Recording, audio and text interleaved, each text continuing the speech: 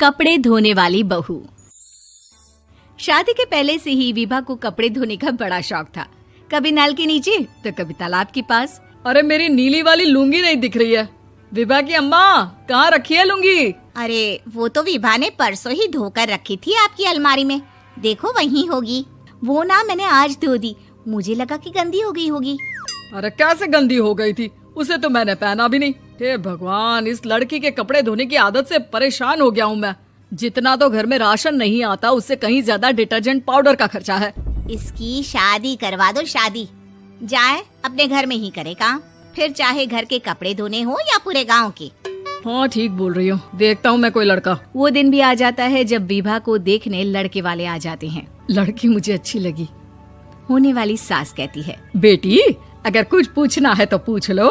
वैसे तो हमारी लड़की बहुत ही शर्मीली है, जो बोल दो वो मान लेती है, इसे क्या पूछना होगा। अरे कैसी बात कर रही हो माँ, मुझे इन लोगों के घर रहना है, सवाल तो कई है।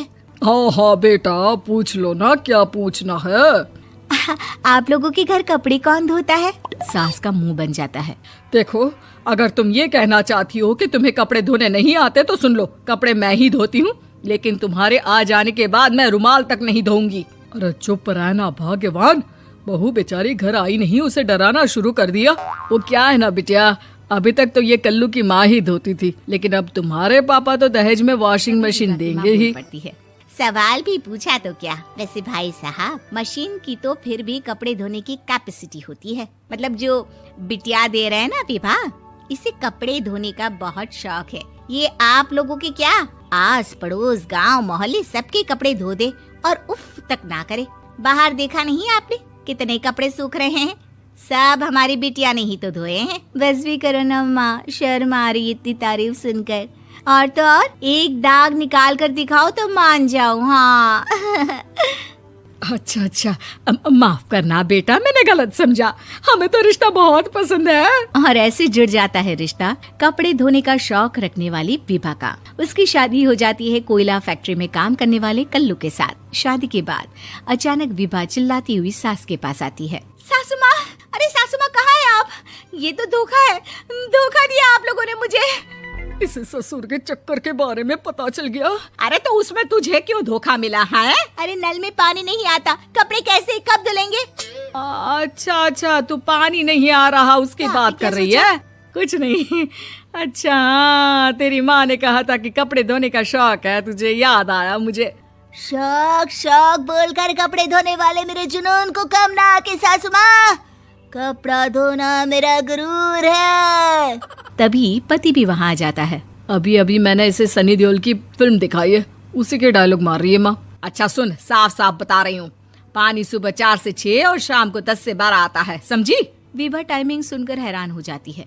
ये क्या भूतों का मोहल्ला है? सुबह 4 बजे उठकर कौन कपड़े धोता है? 4 बजे टंकी में पानी जाता है, फिर सारा दिन धोना ना, किसने मना किया? अरे कैसी बात कर रही हैं? 200 लीटर की टंकी में कितने कपड़े धो लूंगी मैं? सुबह ही उठ जाऊंगी मैं। अब क्या था, विभा सुबह 4 से लेकर रात के 12 बजे तक कपड़े ही धोती रहती। एक रोज सास पड़ोस से निकलकर कहीं जा रही होती है कि साथ वाली कहती है, हाँ कल्लू की माँ, जरा ये बताओ कि 2 साड़ी है, 2 ब्लाउज और एक पेटीकोट और एक नाड़े वाला लंबा कच्छा। हाँ तो? अरे तो क्या, कितना लोगी धुलाई ये बताओ। धोबन दिख रहे हैं हम क्या? हमारे पति सरकारी नौकरी से अभी रिटायर हुए हैं और बेटा सुपरवाइजर है कोयला फैक्ट्री में। धोबन समझ रखा है हमें? हाय रे कल्लू की अम्मा, माफ कर दो, वो तो मोहल्ले में यही सब बता रहे थे कि तुमने बहू को कपड़ा धुलवाने के काम में लगा दिया है। सास को पड़ोसन की बात सुनकर गुस्सा आ जाता है। वो घर पहुंचती है जहां घर के बाहर ही इतने सारे कपड़े सूख रहे होते हैं जितने कि किसी धोबन के घर पर। अरे ओ कल्लू की दुल्हन, बाहर निकल। माँ जी यहीं आ जाओ, बाथरूम में चादर धो रहे हैं हम। अरे अभी हम धोते हैं, तुमको बाहर निकलो। ये आस पड़ोस वाले बोल रहे हैं कि हम बहू से कपड़े धुलवा कर उसे कपड़ा धोने वाली बना दिए हैं। अरे छोड़ो ना माँ जी, किन लोगों की बातों में आती हो? आस पास के लोगों का तो काम ही होता है कि वो किसी तरह सास बहू को लड़ा दे। बहू सारे घर के कपड़े धोती है, ये क्या कम है? बोलिए। सास को भी लग जाता है कि वो बहू का ये सनकीपन नहीं छुड़वा सकती, इससे अच्छा है कि खुद ही चुप हो जाए। एक रोज सास और बहू मंदिर जाते हैं, जहाँ सास की साड़ी वहाँ खड़ी भीख मांगने वाली से मिलती है। माँ जी क्या बात है, आपकी साड़ी उस भिखारन से कितनी मिल रही है ना? हाँ हाँ देखो तो, दोनों की साड़ी मिल रही है। क्या बात है कल्लू की अम्मा, तुम खुद को तो अफसर की बीवी बताती हो और ऐसी सिंपल सी प्लेन साड़ी पहनकर घूमती हो। सिंपल और प्लेन नहीं है ये साड़ी। तो क्या सोने के धागे से फूल बने हैं? कुछ भी सासू माँ, कुछ भी। हाँ बने थे इस साड़ी में सोने के धागे से फूल। मेरे पति लेकर आए थे मद्रास से स्पेशली मेरे लिए 10,000 की। ताहे भाई साहब इस भिखारन के लिए भी सेम टू सेम साड़ी लेकर आए होंगे 10,000 की। सास उस वक्त तो कुछ नहीं कहती, लेकिन बहू के साथ घर आती है और अलमारी से एल्बम निकाल कर लाती है। ये साड़ी देख रही है, ये वही साड़ी है जिसे मैंने अभी पहना था। इस साड़ी में ये जो चमकदार फूल दिख रहे हैं ना, ये सोने के धागों से काढ़े गए हैं। लेकिन तू लोकल वॉशिंग मशीन ब्रश से घिस घिस कर सारे फूलों को निकाल कर साड़ी प्लेन कर दी।